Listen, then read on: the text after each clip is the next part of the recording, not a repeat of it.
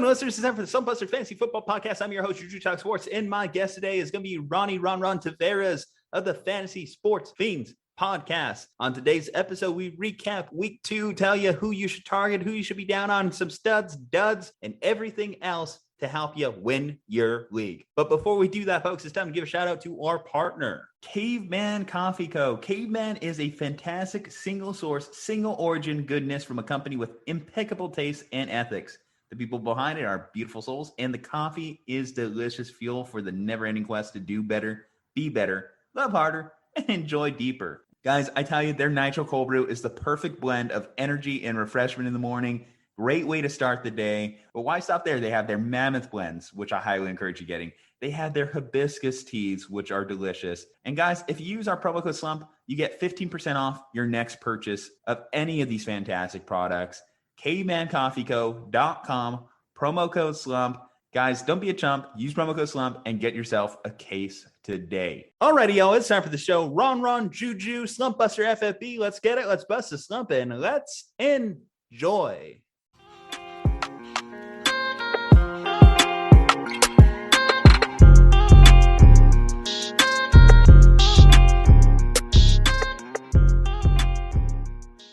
Welcome to Slumpbusters. It's time for the Slumpbuster Fantasy Football Podcast. I'm your host, Juju Talk Sports, and that is not Drew sitting across from me. This is actually Ronny Taveras of the Fantasy Sports Feenz Podcast. Came across this page a couple weeks ago. We decided to connect. Ronny, I know you're just getting back into the swing of things. You told me you took a little bit of hiatus.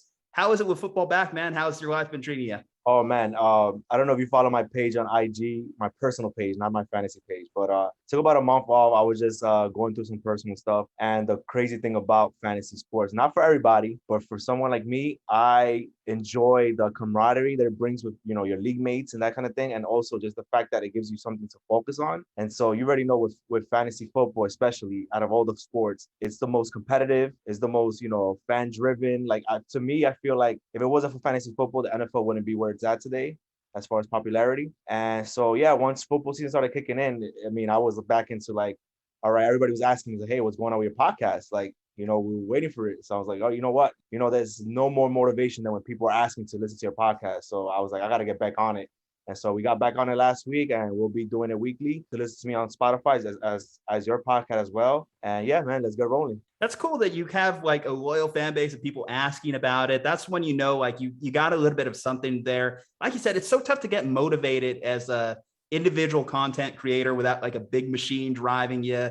You just kind of have to self-motivate yourself through the day. And when you're working a job, when you got bills, when you got family, when you got friends, yeah, it's just hard to sit down because it's not the recording of the podcast. It's the hard part. It's the editing. It's the quality control. It's making sure your facts are right, the research, especially fantasy, where there's so many different variables and things that you have to stay on top of because, you know, obviously we have similar goals here. We want to help people win their league. We want to help people like be at the top of their standings, the most points scored, what's the right matchups, what's the right games to put these people in places to succeed. So to that, Ronny, I salute you. It's not an easy job. In many cases, pretty thankless because I've been on the wrong side of suggesting, hey, you start this guy, you'll win. And then he puts up like 3 points or exits in the first quarter with an injury, Raheem Mostert. Right. That, and even being a commissioner in like multiple leagues, I mean, gosh, like just hearing people like argue about certain, you know, settings or trades that happen and that kind of thing. It goes hand in hand, right? Being a podcast host or commissioner of a fantasy football league, it's a thankless job, but it's something, you know, it does motivate me. I've told people this over the years. So the one thing about my podcast is I try not to be too much into the data driven, you know, statistics, that kind of thing. I just want to have people enjoy and teach them how to play in a sense if they're beginners. I've always been a fan of fantasy sports and betting, that kind of thing, but there's a lot of people that don't understand how to play and what makes it so much fun. Like if you enjoy, you know, gambling or playing fantasy sports, it'll make watching football that much more exciting if you enjoy it. You know, for some people it could be stressful, but for me it's much more exciting. I enjoy football Sundays more than ever now because of fantasy football. If it wasn't for fantasy football, who knows, you know, kind of thing. And so, yeah, man, I'm with you. And you know how it is, man. Trying to push your podcast. I've seen an interesting Twitter debate on whether the state of fantasy football is oversaturated. And I don't think so, because I think that there's different flavors for different folks. There's fantasy focus, we're completely different from the fantasy guys, the fantasy footballers. You know, you're different from, I don't know, the football guy, CBS Sports, all that. Everyone's kind of got their own little take, their own little nuance to bring to people. Sometimes it's a little confirmation bias. Sometimes you're going to make that right start to sit decision, but you just need to hear it from someone else's voice. And if we have the opportunity to be that for you, then I think that that's kind of the reward in itself, you know, the ability to kind of like justify people's decisions. And if it works out for you, I don't think there's anything more gratifying. I talked about the shortcomings if you're on the wrong side of suggesting something to someone, but if you're on the right side, if you're on the winning side, it feels good that you not only made that smart pick for yourself, you sound right, you sound intelligent, right, but also the fact that that person won and got a little bit more joy in their day because of it. Absolutely. And I noticed that from last year where it's like, no, maybe not even last year, just a few weeks ago, I had some guy like really, you know, I usually go on Twitter, I'll go to hashtag fantasy football. I'll try to answer some fans, you know, start sick questions and, you know, give them my suggestion. And for the most part, what happens with fantasy football, you start overthinking. You know, you're playing with your best friends, you're playing with family, and you're so competitive that you start overthinking. I try to tell people, you know, at the end of the day, you just got to start with the players that make the most sense, not overthink. And Raheem Mostert, you just mentioned him earlier. You know, he got injured. You know, he's a perfectly capable RB2, but people are going to get frustrated. Oh, he always gets hurt. Oh, the Niners just played a third string running back over him. And, you know, they get so frustrated. It's like, but in the moment, you made the right decision. You know, it didn't work out for you, but you make the right decision. So it's more about the process than the actual result. And that's what I always tell people, don't overthink it. You know, at the end of the day, if you draft really well and you pay attention to your team, you're going to do really good. Well, that Niners backfield is going to give a lot of people frustrations, especially after the last 2 weeks and how the injuries have piled up. Everyone's been focusing on the Ravens. What's going on in San Francisco is a curse from God. I swear to God. But, you know, like we'll get there. We'll talk about the Niners backfield as we go through it. We settled on a format last week that I thought was really fun and really kind of brought in perspective on a bunch of different positions. We're going to go through like last week where we went through the top 12 at each position. So we're going to start off first with the quarterback position, and quarterback had a lot of headlines this week. So starting off with our number one quarterback of the week, Kyler Murray threw for 400 yards, 3 touchdowns, 2 interceptions, 33 fantasy points. Right behind him, Lamar Jackson with a huge Sunday night performance against the Chiefs, a touchdown, some rushing scores, couple rushing scores. Tom Brady at 3, 5 passing touchdowns on the day, 9 touchdowns through 2 weeks for the 45-year-old Tom Brady. Daniel Jones, a surprise here. Number 4 this week, had that big, long run, had a run called back. Could have been a bigger day for Daniel Jones. But number 4 for Danny Dimes, certainly he does have some streamer appeal from time to time. Kirk Cousins at 5, Derek Carr at 6. Derek Carr is one of those injured quarterbacks currently, may miss this week against Miami. John Gruden said he expects him to play, but watch out for that ankle. Keep your eye tuned if you are a Derek Carr owner. Patrick Mahomes at 7, Russell Wilson at 8, Jalen Hurts at 9. So Jalen Hurts continues to stay within the top 12. Teddy Bridgewater at 10, great game against the Jaguars. And then Taylor Heineke at 11, Jimmy Garoppolo at 12. So, hey, speaking of like, sometimes it feels good to be right. Telling people to stream Jimmy Garoppolo being in the top 12. I'll take that. I'll take my W right there. But all righty, let's talk about some of the surprises in here. Daniel Jones at 4. Now, next week, the Giants will be going into Atlanta. Danny Dimes, would you want to run it back with him given the matchup? So it's crazy. And I don't know if you knew this before we recorded this, but I am a Giants fan. And so one of the things that frustrates me with the Giants is their play calling, right? And so last Thursday night, Daniel Jones was looking good. And to me, it's like, if you don't have Saquon out there and at 100%, to me, it's like Daniel Jones is an underrated runner. And they do not design runs for him. They did maybe 2 last week. And to me, it's like every week, as a Giants fan, I'm just frustrated because I want them to run the ball more with Daniel Jones. Use that read option. Use his legs. He can run. And for fantasy purposes, I was kind of iffy because their line is suspect. Their weapons were, missing some of preseason. So they're a little rusty, you can tell. The only guy that's been consistent for the Giants the first 2 weeks is Shepard. And so for Daniel Jones, I feel like this next game, now they have, 10 games to prepare right from Thursday. They brutal loss. I would run it back, especially because Atlanta, Hurts, and Brady, back-to-back weeks, just murder them. And so Daniel Jones, for fantasy purposes, yeah, in real life, I'm still not sure he's the quarterback of the future for the Giants. But for fantasy, I would start Daniel Jones for sure. You know, my co-host on the Slumpbuster podcast, Kyle Ledbetter, actually threw me for a stumper last week when he asked me, can you name a defender on the Atlanta Falcons defense? So by that said, I'm going to ask you the same thing, Ron. Who you got? Oh, man. The one that jumps up is the one that just drafted. Is it A.J. Terrell? There you go. That's the only one I could think of off the top of my head. I forgot about Deion Jones. I forgot about Grady Jarrett. Those guys are still there. But either way, this is a matchup, like you were mentioning, the Giants definitely do need to use Daniel Jones' best attribute, and that is killing him with the legs. If he's going to have that nickname Vanilla Vic, we got to see him run for a little bit more. And against the Falcons, this is an easily exploitable matchup. And that's why I think Daniel Jones will be a top 12 quarterback next week, or at least he's going to be in my top 12 rankings next week, because I think that this is one he's obviously not going to be very well owned in most leagues. He may be able to still win here. Don't know if Daniel Jones is a good long-term starter, but certainly one that you can plug and play with here. Any more cozy thoughts before we move on from this guy? So definitely stream appeal with Daniel Jones. And if you guys play daily fantasy sports, that's somebody I'm targeting as a low-cost option at quarterback. I'm a big fan of FanDuel and DraftKings and those tournament plays, and Daniel Jones is definitely going to be one of my lineups. The other guy I wanted to mention, Derek Carr. I'm not gonna lie, I'm not a big believer in the Raiders. I had picked the Steelers in a couple of suicide pools this past week, and I felt that they would just destroy the Raiders. Derek Carr has played really well. I'm not gonna lie, that's one guy that surprisingly, John Gruden gets a lot of flack, and I feel like he put him on the table this past offseason, in trade talks, and then he wouldn't budge. He was asking for first-round picks, and people were like, is he crazy? He thinks he's gonna get a first-round pick for Derek Carr? But if you look around the league, Derek Carr, he's about a top 15 quarterback in real life. Like, he looks really good. Yeah, it's hard to read him this week. Again, with the injury, he's thrown for 817 yards in the last 2 weeks. But Miami, great in week one against Mac Jones, rookie quarterback in New England, and then obviously got roasted by the Bills in Miami this weekend.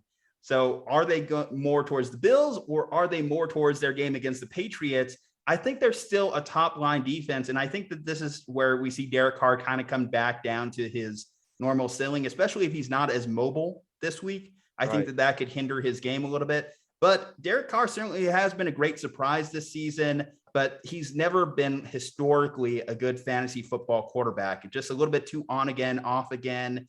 And you just don't really want that out of your QB1 slot. So yeah, Derek Carr, I'm going to fade him this week in particular. I'm going to fade him this week, and I'm going to fade him a little bit more as we progress. But in terms of the real life game, what the Raiders are doing, fantastic. 2-0 start against the Ravens and Steelers. Couldn't be any better. Surprising the hell out of me. We're getting roasted on our last ones for saying that the Steelers were going to beat them, but you win some, you lose some. Right. Okay, let's see here. So Teddy Two Gloves at number 10. He's been serviceable. He's definitely been in that QB2 range, decent floor. Faces the Jets in week 3.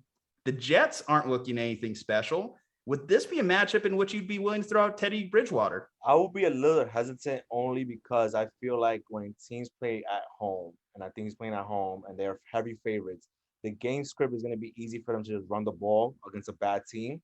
So I would not be have that much of confidence in starting Bridgewater this week. But, we spoke about streaming. I mean, I'm the type of person that I usually don't draft quarterbacks early.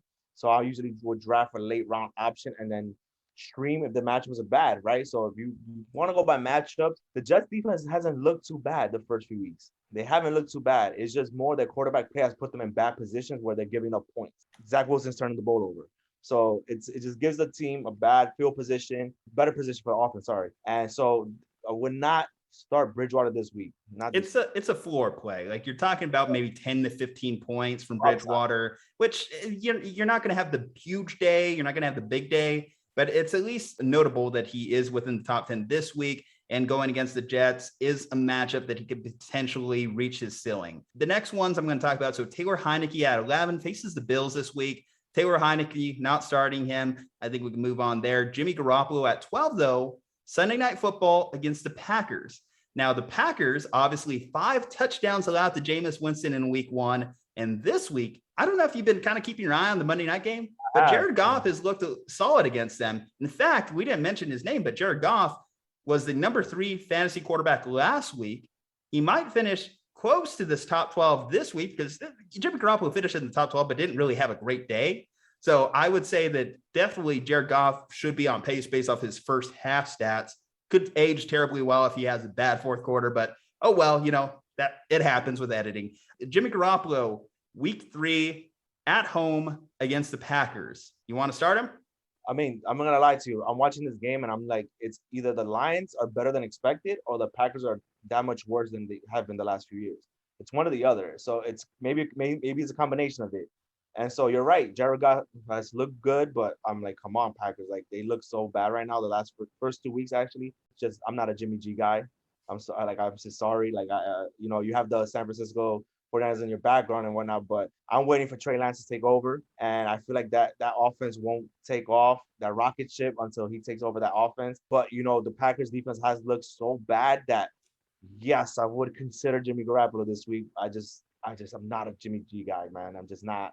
You talk about those cheap DFS plays. This is potentially one. If he could throw for a couple touchdowns here, 3 touchdowns, they're going to have to keep up with Green Bay at bare minimum. I think Aaron Rodgers can take advantage of a rookie corner and Josh Norman at this point in his career. So if the Niners are going to compete, they're going to have to air it out a little bit. So I think that Jimmy Garoppolo is a good cheap play heading into that week 3 matchup. Let's talk about quarterbacks who finished outside of the top 12. I just want to know, start, sit next week where you are with them. Matthew Stafford at 16 is going against Tampa Bay next week. Start or sit? Oh, definitely starting. So the first week, obviously, Stafford had one of his best games of his career, week 1. I like the Rams offense in general. It's really surprising how Robert Woods hasn't really shined, but Cooper Kupp is looking like a wide receiver 1. But I feel like Stafford, this last game against the Colts, it was like one of those game script thing. Again, there's a game script thing. But so this coming week, they're playing the Buccaneers. They're going to have to keep up. Tom Brady's here chasing records.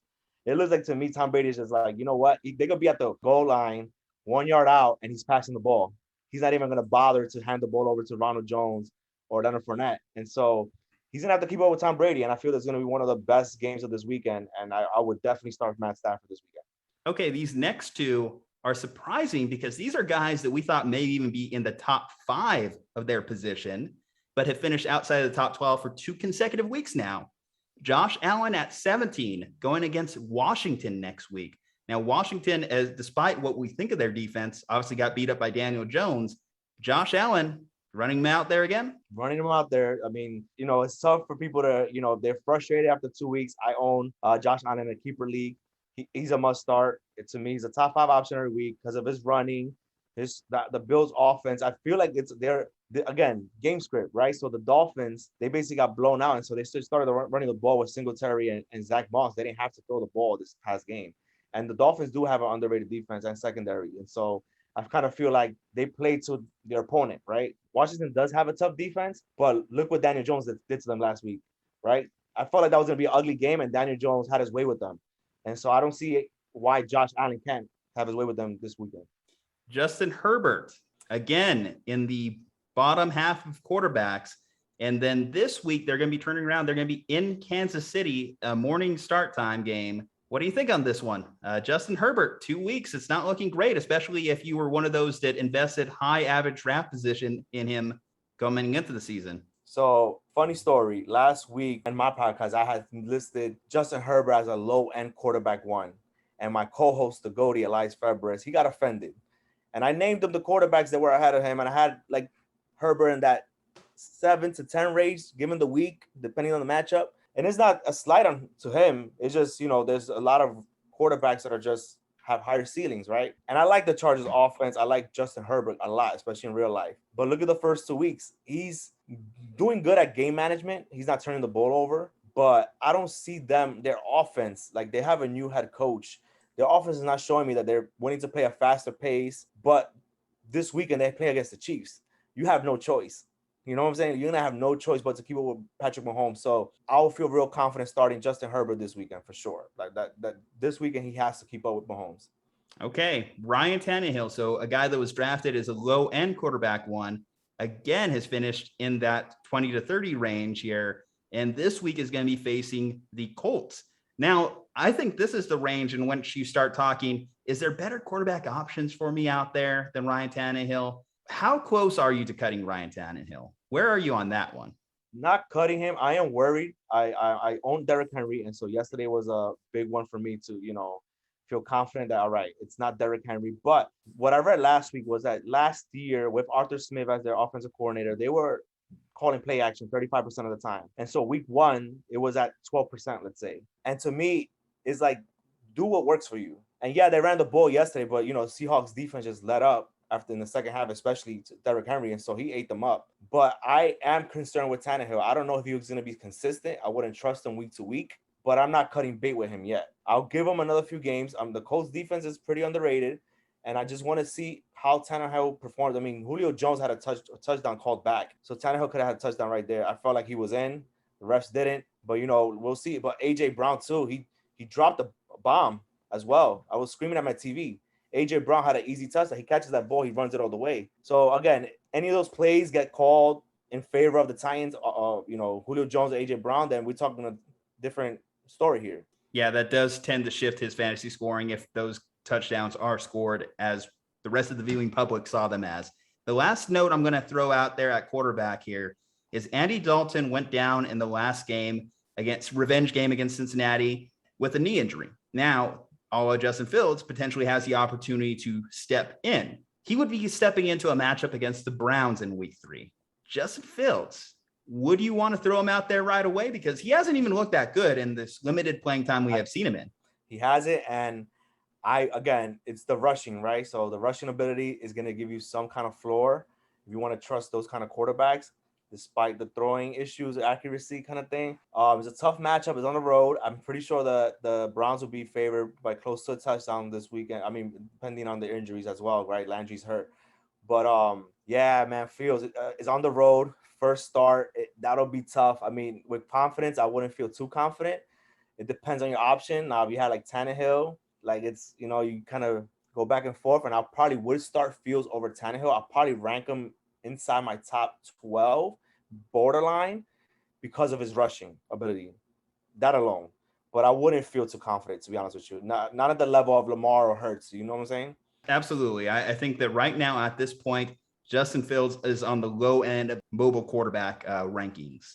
Let's talk about the running back position now. So let's go through the top 12 there. At number 1, here comes the big show.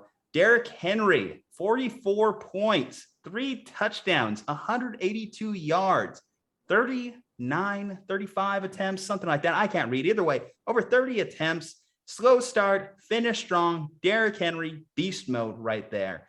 Aaron Jones, despite still having about a quarter of play left, is the number 2 fantasy running back at this time.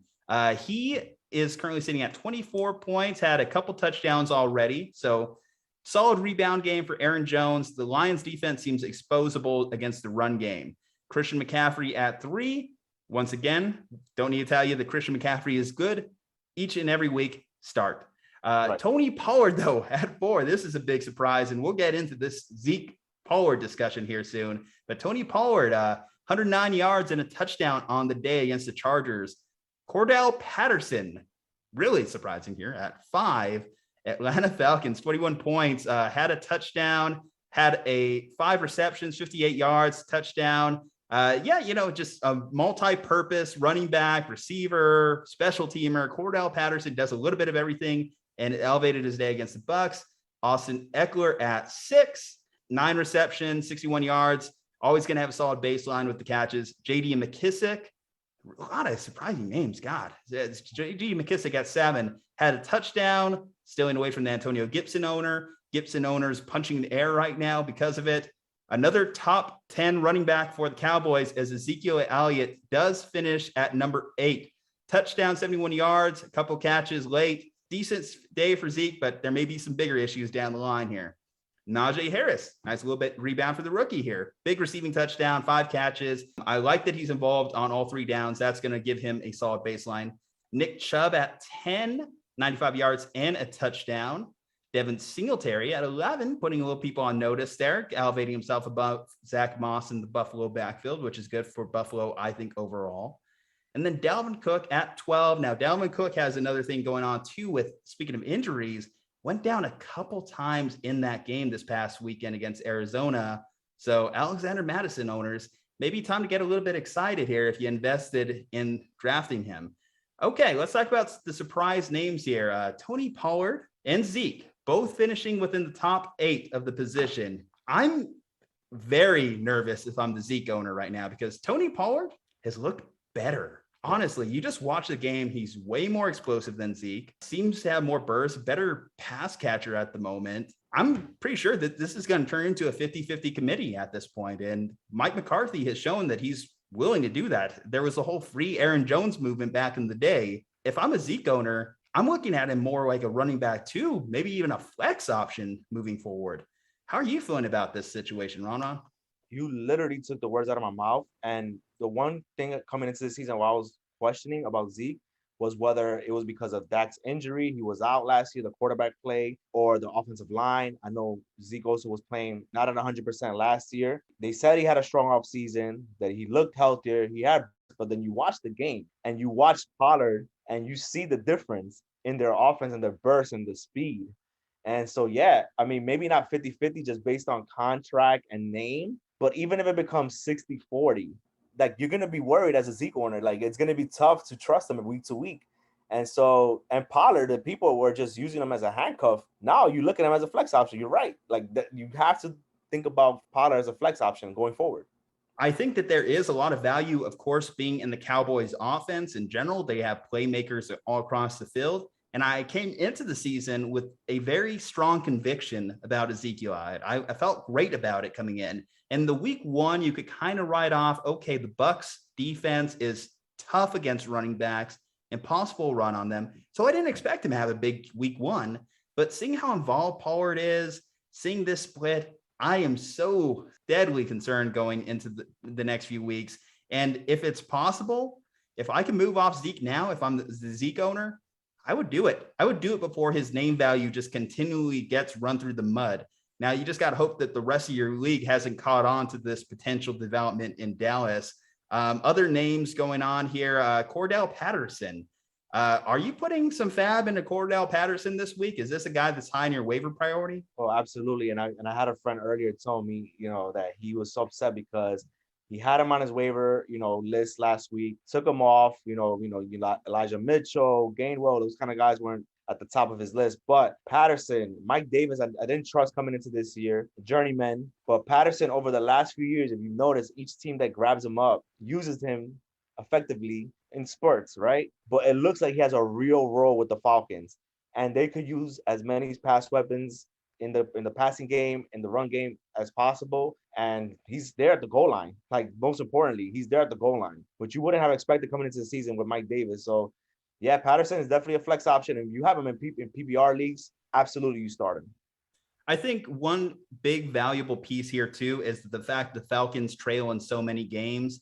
Game script is definitely in his favor. The fact that he'll be out there on third down passing situations, way better of a pass catcher than Mike Davis could ever dream of being. And that's why, Cordell Patterson, I think, has to be a top 5 waiver consideration this week if he's available in your league, which I don't have the number right in front of me, but I imagine he's available in a lot of leagues. So keep an eye out for him if Cordell Patterson's out there for you. Devin Singletary finishing within the top 12. Does this give you cause for optimism to just completely cut Zach Moss? Zach Moss, is he off your fantasy bench now? So I'm in about 7-8 leagues. I own Zach Moss in about 3. But in my main league, I own Devin Singletary. And coming out of my draft, I had Derrick Henry, I had Chris Carson, and then Singletary was my RB3. And for some reason, leaving that draft, I didn't feel good about the fact that Singletary was my RB3 for my bye weeks as a flex option for some reason. Then Zach Moss was inactive week 1. And I was like, what's going on here? He was healthy. He was inactive. And I was like, what's going on here? So is Singletary going to be the 3-down back here? Because then absolutely his value goes up and you're going to want to start him. But then Zach Moss comes back, gets 2 touchdowns this past weekend. They split the work pretty much. So I'm going to be forced to start Singletary this week because in my main league, I'm in a 14-man league, half PPR. It's a very competitive league because I have some injuries. So I kind of feel better than I did when I drafted him, but I don't feel great enough where I'm going to feel confident that he's going to be a RB2 the rest of the season. It's still a wait-and-see approach with both of them. I'm not also losing confidence in Zach Moss. I just feel, I don't know what went on in week 1. I don't know why he was inactive. We didn't get any news about it. But with Singletary, I feel a little better, at least for this week. I just don't know about going forward. We mentioned Cordell Patterson is a top 5 waiver consideration this week. Is Alexander Madison with the Dalvin Cook injury your number one? Because according to quick research, he's only 33% rostered, so he is available in a lot of leagues. The news of Dalvin Cook is news to me. I wasn't aware, to be honest with you. He just got banged up, missed a couple series, went in and out. So it's not like he's in dire emergency of missing this game, but definitely keep an eye on the fact that he is a little bit rattled after their week 2 game. The other thing was, so with Madison, and I owned Dalvin Cook in the league last year, and I had Madison. I felt like I reached for Madison just to protect myself. But when Cook missed games last year, Madison didn't perform well. And they split the work with Abdullah and other backs, Mike Boone. Dalvin Cook is a top 5 running back option. If Madison were to get the job because of injury, he's not going to be a top 5 option, not even top 15. He'll be like a borderline RB2, if that. And just this is based off last year. I didn't see it. Like, they gave him the job. He was given the role, and he just didn't perform well. And so I wouldn't run. I've been beating the drum of, always draft your handcuffs, protect yourselves, but not this year. For some reason, this year I just felt like there's only 1 or 2 handcuffs, really true ones, and Pollard is one of them. I wouldn't go out of my way unless I'm a Dalvin Cook owner to go after Madison, is what I would say.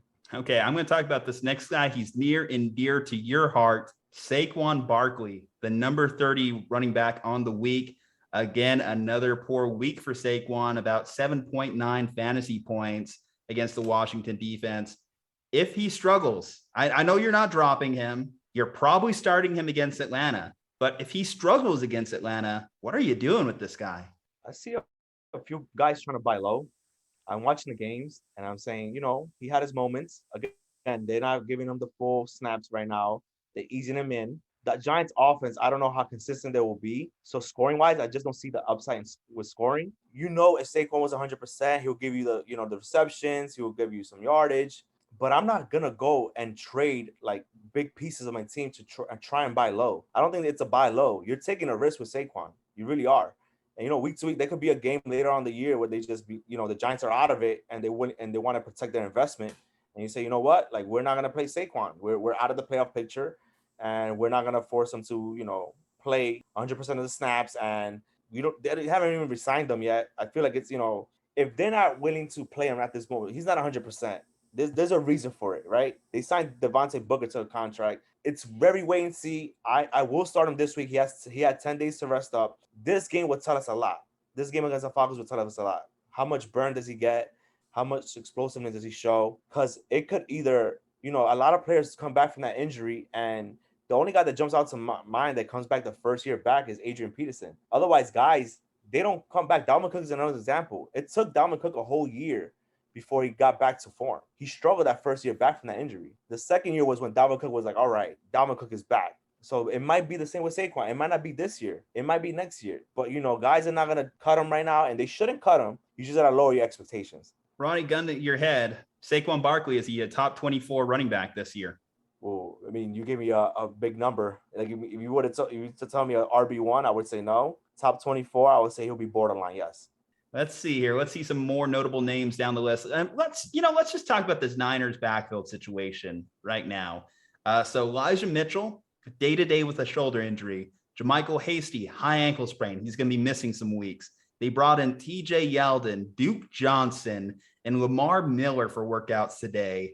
I know that this is a fantasy productive backfield, but how are you treating this moving forward? Elijah Mitchell also struggled against the Eagles. I'm starting to notice that the Eagles defense, particularly their defensive line, just a good run defense. I think they're going to be strong on a lot of running backs this year, fantasy running backs this year.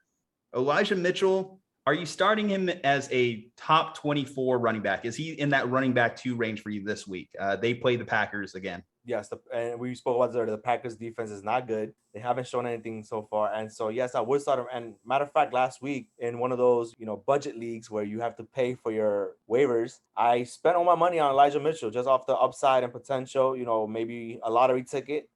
And to me, nothing has changed. He did have a bad game, but I feel like that both sides didn't really look really good on offense, to be honest with you, the Eagles or the Niners. And at the end of it, Elijah Mitchell has 17 carries. I mean, if you could get that every week from your RB2, more weeks than not, they're going to be productive. than he was this past weekend. So I feel like I would trust him this week. Okay, I'm going to talk about some more confusing committees. Who is the number one running back in Houston? Mark Ingram, Philip Lindsay, or David Johnson? I can't answer that. I mean, this past week it was Lindsay. The prior week was Mark Ingram. I wouldn't trust any of them. I mean, if you forced to start one of those guys, I mean, you didn't draft well. I mean, sorry to say, 14-team leagues. Sometimes stuff happens. Hey, quit taking shots here, man. A lot of us can't be so lucky with how the team worked out. No, I think I am going to be forced to start David Johnson in one league. I had Darrell Henderson's dealing with a rib injury and Raheem Mostert's out for the year. So your boy might be having to run out David Johnson as emergency RB2 this week. Sometimes those 14-team leagues, running backs, they go pretty quick. And I'm really aware of that. Trust me, my main league is a 14-man league. I know what it is. That's why I told you about Singletary. I didn't feel good about it after the draft, but then I felt better about it knowing, all right, I looked at other teams and I'm like, all right, as an RB3, you can't be mad at Singletary. I do want to point out J.D. McKissick because I own Antonio Gibson in one league, and I am worried because I really thought he would be a 3-down back. I didn't think McKissick would be that much of a problem. I thought he was more of an Alex Smith thing, but apparently he's going to be a factor in the pass game all season long. And so if you own Gibson, don't trust him as an RB1, probably safe as an RB2, but I really thought he had the upside to be honest with you, as a potentially RB1 overall, if he was a 3-down back, but it doesn't look like that's going to be the case this year. I mentioned that Darrell Henderson's dealing with a rib injury. Are you starting any Rams running backs against the Bucs? I would consider Sonny Michel. Yeah, if Henderson is not playing, then you consider Sonny Michel. And just because overall that offense has looked a lot better, and so you're going to want to start whoever's starting at running back. Are you cutting everyone from the Jets backfield? Tevin Coleman, Ty Johnson, and Michael Carter?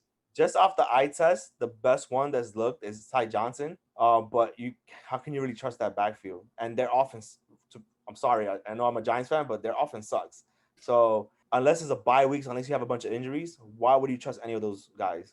So drop away. Jets backfield, they done. Okay, let's move into the wide receivers. Let's talk some wide receivers here. The number one wide receiver on the week, Cooper Kupp, 164 yards, 2 touchdowns, 9 receptions, 32 points. Clearly looking like Matthew Stafford's favorite target so far. Tyler Lockett back in here in the top 5 of the position, 27 points, 178 yards, a touchdown. Terry McLaurin, Scary Terry, 11 receptions, 170 yards, and a touchdown, showing no ill will with Ryan Fitzpatrick currently out. I'm very happy about that one. A fun stat here I just want to throw in. 10 quarterbacks for Terry McLaurin in his short NFL career. Wow. Just want to put that out there before we move on to number 4. Mike Evans back at it again. Mike Evans caught 2 touchdowns this week, 5 receptions, 79 yards. The Bucs wide receiving core, everyone's gained some love. Antonio Brown did get much love in week 2, got some love in week 1. Chris Godwin, consistent through the first 2 games. Chris Godwin is clearly going to suck in week 3. That's what that's telling me. Number 5, Rondale Moore, rookie, 7 receptions, 114 yards, and a touchdown. Big play production from Rondale Moore. Is going to have games like this. I don't see him as a consistent, trustworthy starter in this Cardinals offense. It's going to have a lot of variables there. Cortland Sutton at 6, 9 receptions, 159 yards, clearly benefiting from Jerry Jeudy not being on the field, as it's more opportunity for Sutton, despite him still looking a little bit off coming off that ACL, just a slight step behind, but still a number 1 wide receiver in that offense. Marquise Brown, Hollywood Brown, surprisingly finishing in the top 12. The thing with Marquise Brown, I don't want to own him because he will have weeks like this in which he'll just finish within the top 10, but you'll never know which week it is. 6 receptions, 113 yards, and a touchdown. Henry Ruggs III, 5 receptions, 113 yards, and a touchdown. Finishes as the number 1 wide receiver for the Raiders this week. I think the Raiders have been a little bit bouncing around as far as like who's that top target.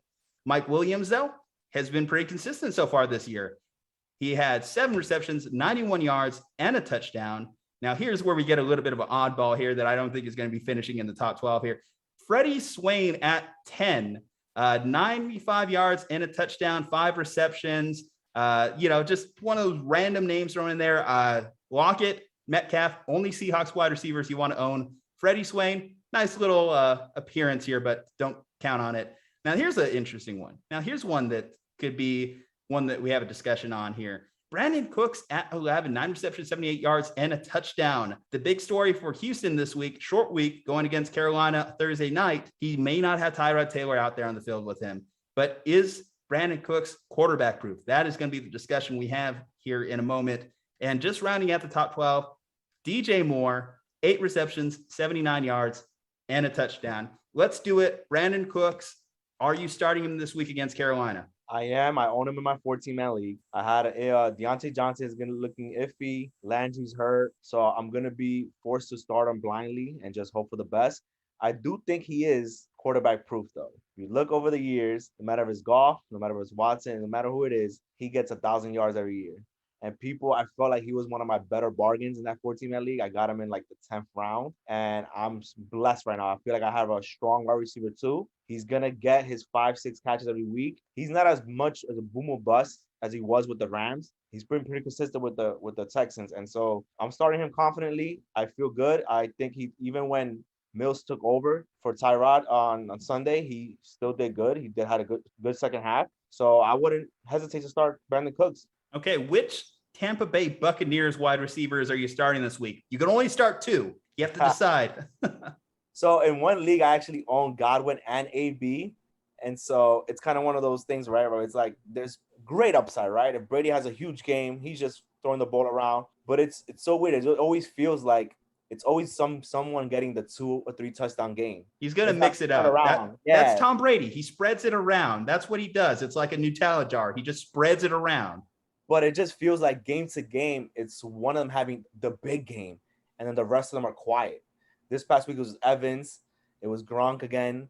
Then a little bit with Godwin because he got that touchdown. And then AB was completely shut, like quiet, and he had a dud. So this, you can't predict it. And I'm starting AB this week in a couple of leagues, but I don't trust it. I mean, the matchup should be good for a shootout, but, you're not starting unless you are a 3-receiver league where you're forced to start 3 receivers. And, yeah, like you probably feel better about it. But of the 3, if I had to choose which one, is the one that's usually the most consistent, which is Mike Evans. I would normally ask you, given that they are facing the Rams, who's Jalen Ramsey lining up against? But one thing the Rams have changed about their scheme this year is Jalen Ramsey is a little bit like a free roaming corner. He's not shadowing one specific guy. So I'll be curious. I think who's going to have the big day is going to be who faces Ramsey the least, who has the opportunity. If I'm Ramsey with his size and his ability, I think Mike Evans is the obvious guy that he should be on. But you don't want to leave AB open. You don't want to leave Godwin open. You don't want to leave Gronk open. That's just the trouble of this Buccaneers offense. You know what? I think this is just going to be a game in which they run the ball. Watch, it's going to be a Leonard Fournette, Ronald Jones, 3-touchdown game just to mess with everyone. Then again, Brady does seem like he's very amped to go back for that quarterback touchdown record. So keep an eye on that. I guess if I have to throw out a selection, I don't think Gronk is going to go with another 2-touchdown week. So I think the 2 wide receivers that are going to sign, I'm going to go with Godwin and AB. I think because, like I said, Jalen Ramsey is going to be seeing a lot of matchups against Evans and Gronk. Just some touchdown regression here is going to bring him a little bit back to earth. Terry McLaurin, I mentioned it a little bit. Obviously, huge game against your Giants. Just to rub it in a little bit more here. But Terry McLaurin, speaking of touchdown-proof guys, are you feeling like there's a good thing going on with him and Taylor Heineke? Washington, to bring it back, they are going against the Bills this week. Terry McLaurin, what is your confidence meter on him going into week 3? Oh, it's high as ever. I mean, Scary Terry. I own him in my Dynasty League. Even though I'm a Giants fan, I love him for fantasy. He's as matchup-proof as it is out there. He gets heavily targeted. The one guy I'll be concerned with would be Logan Thomas. He hasn't had a strong game. I know he was really productive last year. He's the one guy that, and they don't even have Curtis Samuel back, So that's the one guy I'll be concerned with, but not Scary Terry. Scary Terry is a wide receiver 1. You start him, you don't think about it. I said I never really want to own this guy, but Hollywood Brown, they are facing the Lions next week. Are you starting him wide receiver 2 with upside? You are, and I'm curious when Bateman returns how that, the skill position will work out, because right now Mark Andrews hasn't really shown anything the first 2 weeks, and Hollywood Brown is producing. And I got into this little back and forth with one of my co-hosts where we were talking about he doesn't like Tyler Lockett because he's so boom or bust, but then he likes Hollywood Brown. And I asked him why. He's like, hey, look at last season. Look how Hollywood Brown finished He finished with, like, I want to say 7 straight games of 10 points in PPR leagues, that kind of thing. So he's been pretty consistent for the most part to finish last year and now to start off this year. But I'm the same as you. I don't trust it. I really don't. And it's more so because maybe they start throwing the ball more because of their running back injury. They don't have Dobbins out there. But I kind of feel like yesterday was a product of having to keep up with Mahomes. So that's why they were forced to throw more and that kind of thing. So game script, again, is the topic here, but I wouldn't trust Hollywood Brown. If he continues it, we're gonna have to change the narrative, right? Like it's gonna have to change, right? He's produced the first 2 weeks. If he has a third game, we got to change our tunes. Okay, let's look at the guys that finished outside of that top 24 here. Deebo Samuel, a guy who has a lot of variable in his stat line week to week. Early note, Brandon Ayuk and George Kittle haven't been very involved in this offense. You would think that would be something that can change. But so far, through 2 games, Deebo Samuel is the clear wide receiver 1 in San Francisco. Where are you on Deebo Samuel? Do you view him as a low end, dare I say, wide receiver 1, or closer to a flex play the rest of the year? No. So let's put it in between, right? Wide receiver 2, a real strong wide receiver 2. Maybe not a top end. And the reason why, and right now, they haven't involved Kittle as much as I would think, going forward, what they would do. But Deebo also comes with a little bit of injury risk. He always gets hurt, right? I don't see how you could put a talent like Ayuk and not use him more. So it's going to be interesting now that he was, involved more this past week. And are you dropping Ayuk? That is the interesting thing there. I mean, it was so weird, right? Because Ayuk was ranked higher than Deebo in drafts.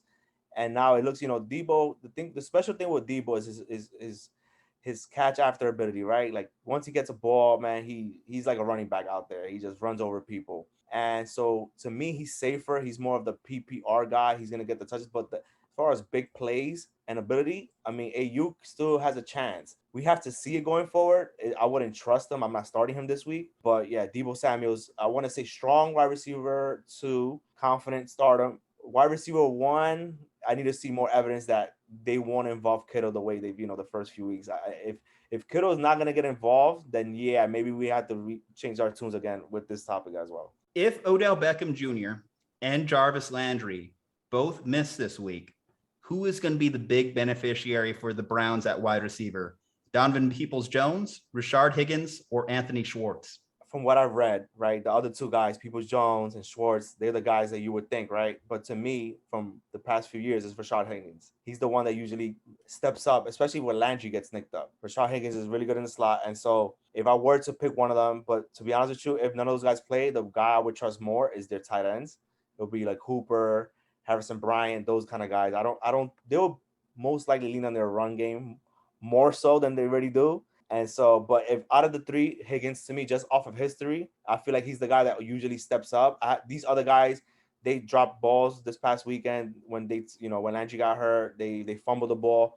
So just right now, it seems like Baker goes with guys he trusts, and maybe Higgins is maybe not the preference of their front office, but he's just the guy when he plays and he gets burned that he produces. Okay, the Cincinnati wide receiving core is a bit of a dilemma at this moment.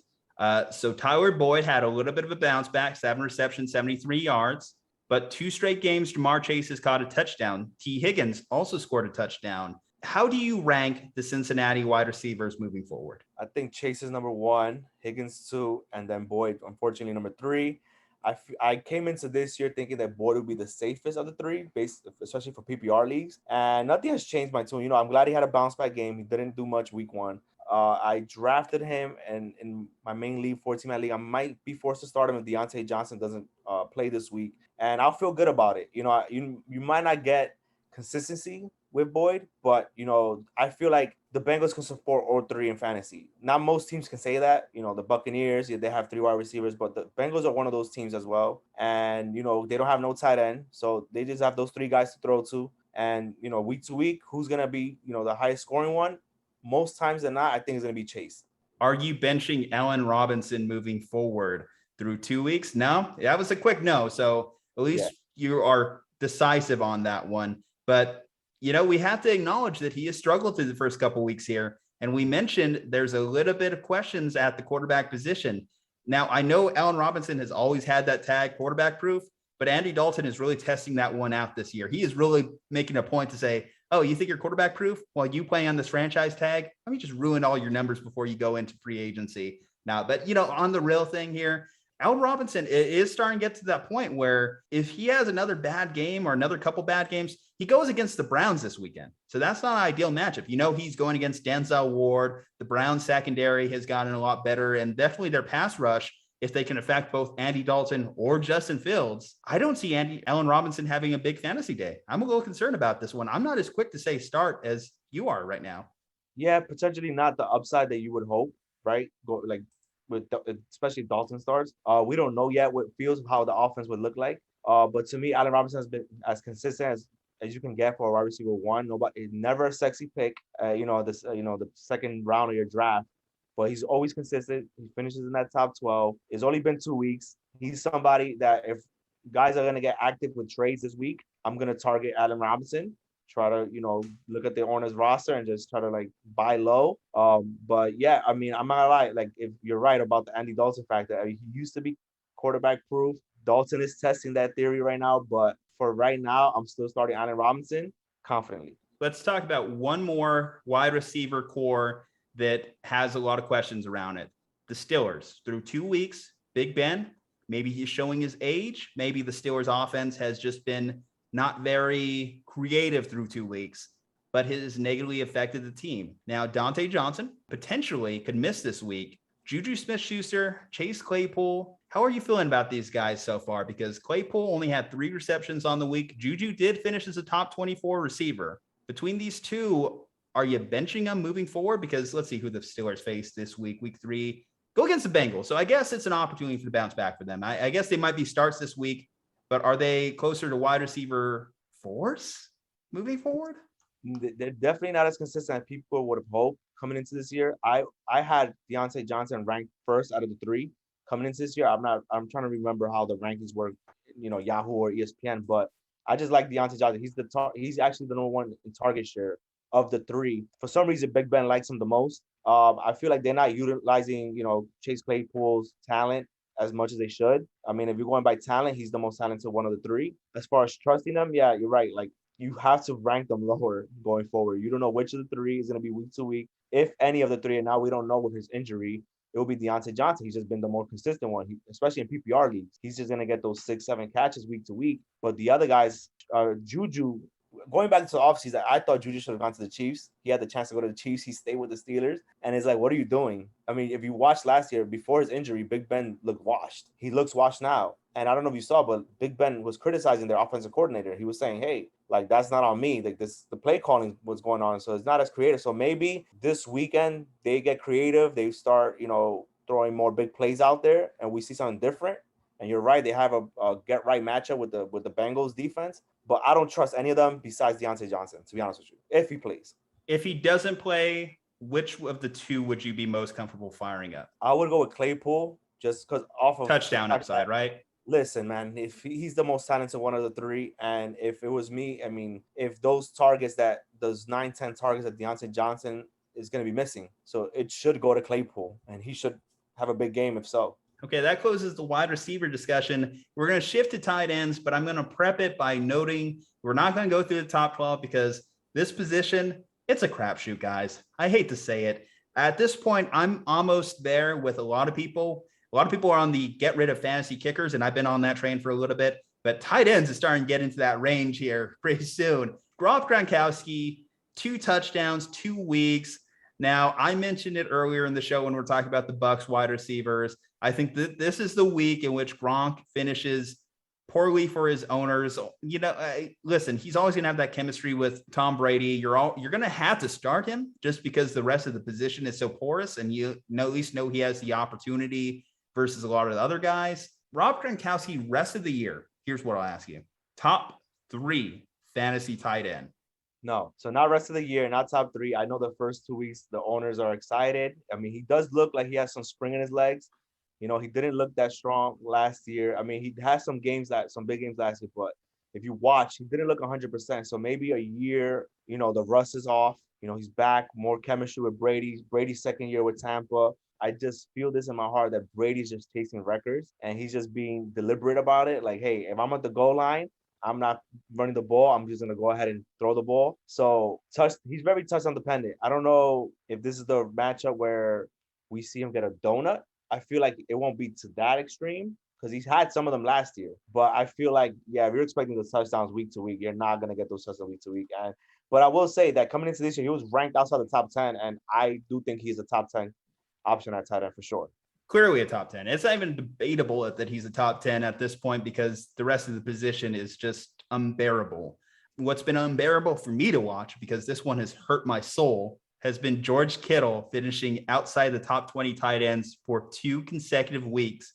This week, 4 receptions, and he did get hit by a fumble in some league formats as well. Even though if you look at the replays, he didn't fumble, his knee was down, folks. So, the referees just really, really pissing me off with this one.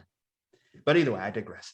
George Kittle, how are you feeling on this one, man? I mean, you can't cut him. You can't bench him because who are you benching him for is the question. But how do you kind of equate this? Because you drafted this guy in the top 3 rounds and you are getting not even top 10 roundup production out of him. Yeah, I'm going to lie to you. Going into the season, the debate was who was number 2 behind Kels. Was it Waller or Kittle, right? So Kittle, he's had injuries the last few years that bring him down on us. But if you watch him when he's healthy, he's the top tight end, I think, all around, just off the talent. And, he just doesn't play with Patrick Mahomes, right? So if he were to play with Patrick Mahomes, he would be number 1, in my opinion. But I am a little worried, more so because in my main 14-man league, I had a choice. I had this thing where, all right, if I get Derrick Henry early or one of those top running backs, I felt like in a 14-man league to have an advantage at tight end, I would draft Waller or Kittle. Waller wasn't there for me, so I drafted Kittle. What upset me when I look back at the draft was the fact that nobody drafted. This is round 2 when I drafted George Kittle. Nobody drafted a tight end in round 3 or 4 after I drafted Kittle. So Hockenson and Mark Andrews went a couple of rounds later. So off value, I wish I would have waited in hindsight, not just because of the first 2 weeks, just off of value, but also the fact that I've won my matchup this week thanks to Derrick Henry. But if I'm looking at it from a buy low opportunity, right? So he's had 2 down games. I'm gonna go to his owner and ask for. I'm keeping him. I'm not feeling confident as far as like a top 3, because Hockenson is looking really good right now and he's producing right now this Monday night game. And so like I feel like Hockenson is actually one of those other underrated like fantasy players. He's looking like that number 3 tight end right now. I would move down Kittle in the rankings going forward, but to me, he's still a top 5 option for now until we see further evidence that the Niners, he's gotten his targets. It just hasn't produced a lot of yards off the catch, kind of thing. He's getting, he got his 4 catches. He's going to have a lot of yardage. The touchdowns will come with time. And like I told you earlier, I'm really hoping that Trey Lance gets his chance to take over the offense. I just see so much more potential overall for that offense if Trey Lance is the quarterback. You want to know how sad the tight end position is, how variable this position is? Despite me mentioning George Kittle's shortcomings and despite him finishing outside the top 20 on a weekly basis, he is still a top 12 fantasy tight end, barely, with his 13.5 points on the year. He is exactly tight end 12. Above him on the year, Doyle, Knox, Pitts at 9, Goddard at 8, 7, Logan Thomas, who you mentioned was struggling, Jawan Johnson because of the 2 touchdowns, Noah Fant at 5, TJ Hawkins at 4, Waller at 3, Gronk at 2, and of course, Travis Kelce at 1. So he's a top 5. Isn't surprising other than the exception of George Kittle being there, but tight end misery, land of misery, the death zone, the void. That is what that position is becoming. Quick note, I'll just mention DST wise, the Panthers under-owned going against Houston this week, potentially looking at facing Davis Mills, a rookie quarterback. This will probably be semi-close to when you got to put in your waiver claims, but go pick up the Panthers defense. Do it now. This is a week where you have upside, put up like 20 points off your DST. Take advantage. Man, that was a good pod, man. I'm feeling great about this episode. A lot of information, a lot of names we talked about here. How are you feeling, man? Man, I feel good. I'm not gonna lie to you. I'm excited for waivers tomorrow. I'm not gonna lie to you. There's some names that are out there that we mentioned some of them earlier. Depending on your league, you hopefully listen to this podcast and you make sure Patterson is not left on the waivers and you put him high in your list. I feel real good. I appreciate you having me on. If anybody wants to listen to my podcast, it's Fantasy Sports Feenz. You can follow me on Twitter, ron654. Thank you for having me on, man. Fantasy Sports Feenz. Go check them out, Slumpbusters. You are checking us out, but are you subscribed? Hit that subscribe button. It's right there, guys. We have a 5-star review for us on Apple iTunes. Helps us immensely. Helps with the algorithms and stuff. Go ahead and check out our partner, cavemancoffeeco.com. Come on, don't be a chump.